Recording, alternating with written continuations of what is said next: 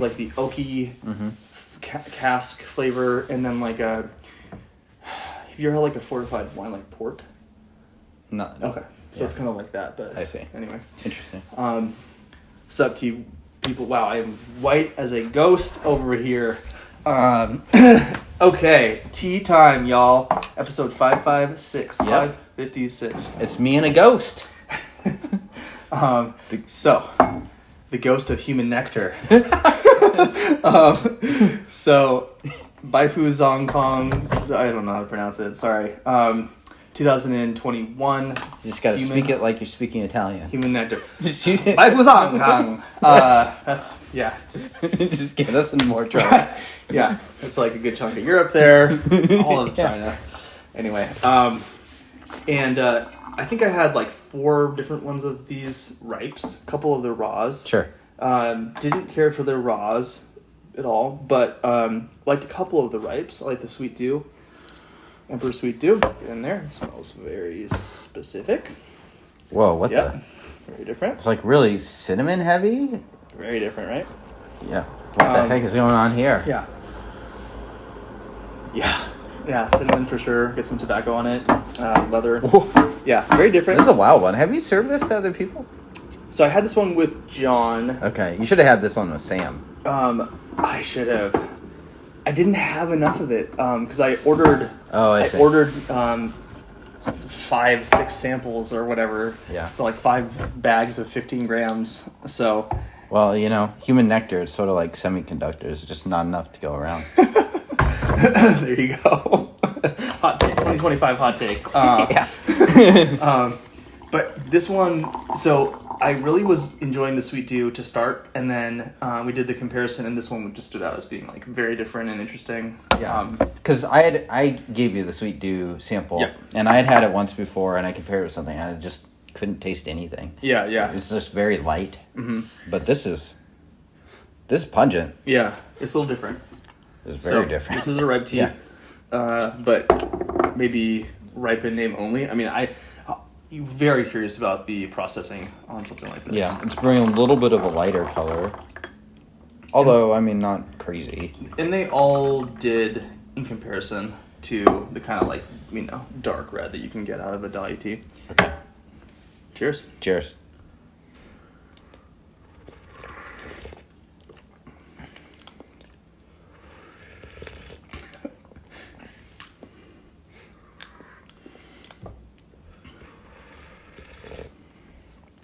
Weird.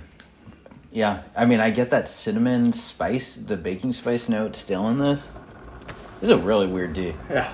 Yeah, it's like, it's a ripe tea, but very atypical. So for me, there's like a strong fruitiness to it. It's like kind of dates. There's also a little bit of vanilla, but in kind of like an interesting, weird way. But again, like the wood on it is very strange. It's very, very, very strange. Yeah. So this one I definitely bought as a like this kind of a session tea. You can see it's brewing up a lot darker now. Yeah. And we'll see how strong it ends up getting. Did you film your first session with this? Yep. Okay. Yep. Okay. That was but you with couldn't John. see your face. No. Okay. Yeah. Because I bet your face was very interesting. Yes. Yes. And so now it's brewing up much darker. Okay. Man, I don't taste very many normal ripe notes in this. Exactly. It's just overpowered with the other stuff going on. Yeah. What the heck is this? Yeah. So definitely different and interesting. And one that it's kind of fun to have in the quiver of tea flavors to sort of pull out for someone who's quite experienced. Yeah. To be like, huh. And then, having That's a this weird kind of one, reaction yeah. is kind of fun. Did John like this? I think that I believe this was also his favorite. We also had like a manna something, heaven's manna, I don't remember. And then the Emperor Sweet Dew. And I think this was the definitive best one. Okay. For us 3 or 2. Yeah. And then look at that. I mean, it looks actually beautiful, really clean. Yeah. Jeez, that aroma off of it. Yeah, is just very wild. different, right? Like, what is that? Like, it's kind of flowery a little bit. Yeah.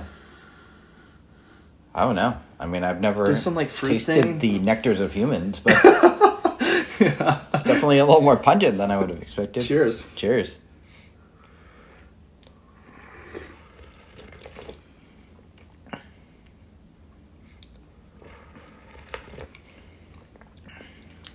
Almost tastes like a flavored ripe, Yeah. just with like the way everything Like- is just enhanced. Yeah, like kind of like brandied cherries. Okay. Have you ever had like a Oh, whiskey yeah, drink sure. where they have the brandied cherries on the top? I don't think I have, but I can imagine it. Yeah, you talked about how this is like similar to Lich Tears in a way, and I don't quite see that. Not yet. Okay, not yet. Yeah. When we were brewing it out the other day, it ended up getting strong. And Okay. that was the similarity of the Lich Tears. Okay. Not the flavor profile, but just the strength of it. Because Lich Tears is kind of like conventionally, well, a little more conventional than this, and Absolutely. that's kind of an unusual ripe to begin with. Absolutely. But that's like pretty unusual to highly unusual. Yeah, this is a fringe. This is like one of ripe the weirdest ripes I've ever had. tea. Yeah. Yeah, maybe the weirdest. I don't know. I'd have to jog my memory back. So I'm gonna let this hang out for a sec. Okay. And yeah, I like having these.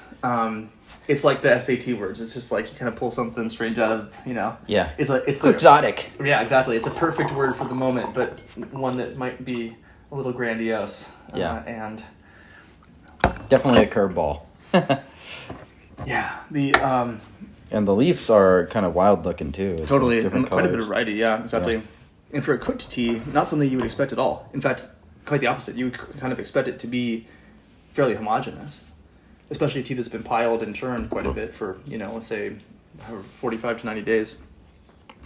Pretty dark. Definitely up to some weird stuff. Yeah. I don't even know why exactly it's this weird. I guess it might be non-standard varietal stuff. But Yeah, I mean, it's strange enough that I have to think that it's a multivariable. Like, it's got a factorial. It's got to be like, interesting Yeah. material. but it's like clearly some sort of blend too. Yeah, some blend in it. Yeah. So, Cheers.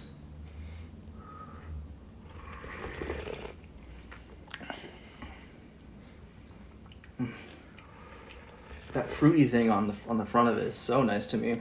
Kind of dates and yeah.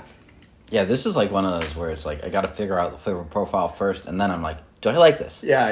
Right. It's just Yeah. like I don't know. So this was by Liquid Proust, by the way. That's where. So he's Sure. I think he's the only source of this in the U.S. I Okay. have no idea. It honestly. seems like the perfect brand match for him. Totally true. Yeah. Absolutely.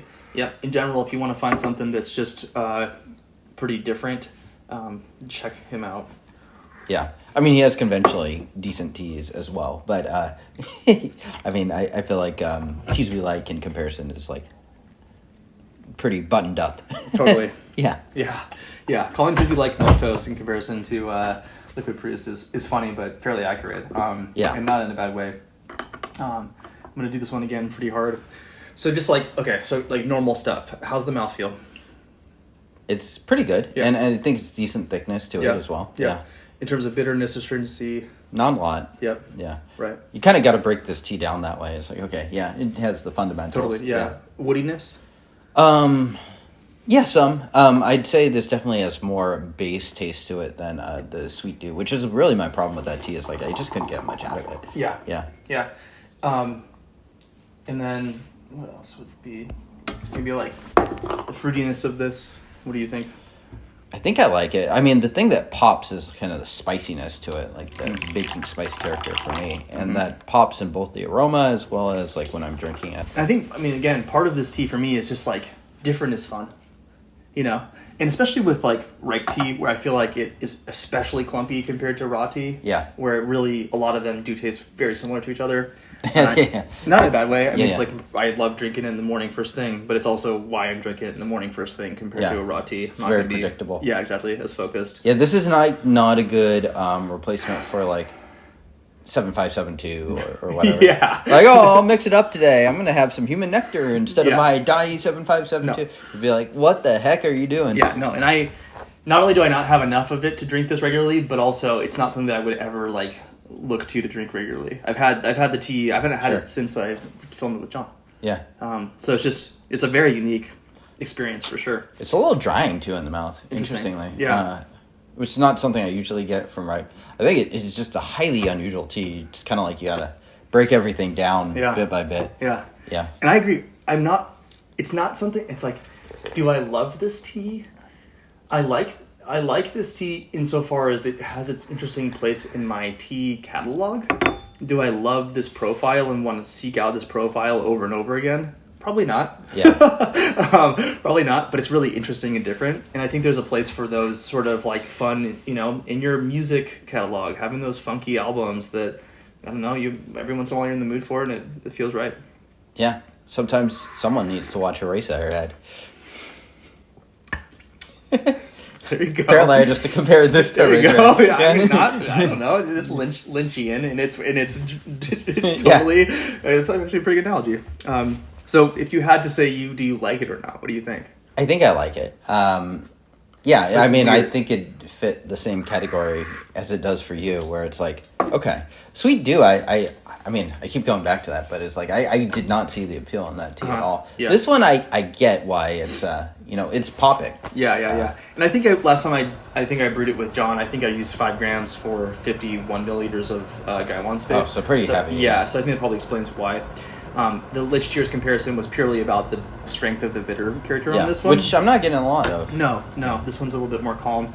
And so I'm using about 5 grams for 70-ish milliliters of water here. Sure. And I think for normal brewing, that's probably the right parameters. So I think the Lich Cheers just objectively is a stronger tea than this. Yeah, we almost side by side, but I'm kind of glad we did not. So. Yeah. I think, in fact, the Lich Cheers may have made it more difficult to taste this. Yeah, that Lich Cheers is so freaking strong.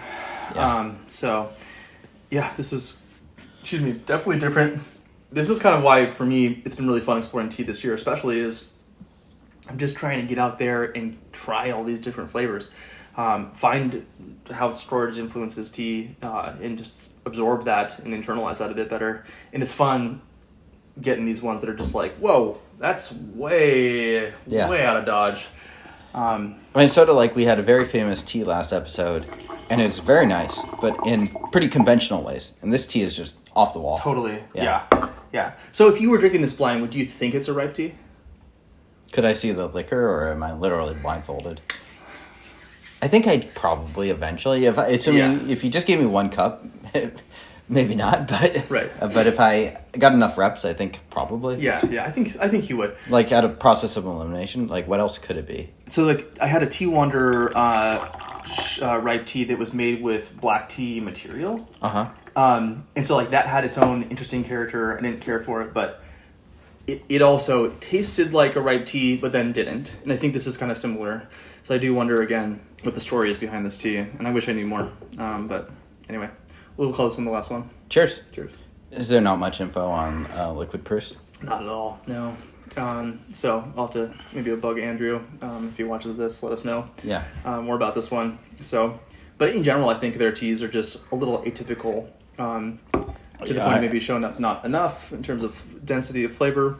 This one being very different. Yeah. I mean, they're a good match for a show like ours in the sense that we Right. are prolific, and sometimes you just need to have something a little different going on. Yeah, I like the fruit thing on this a lot.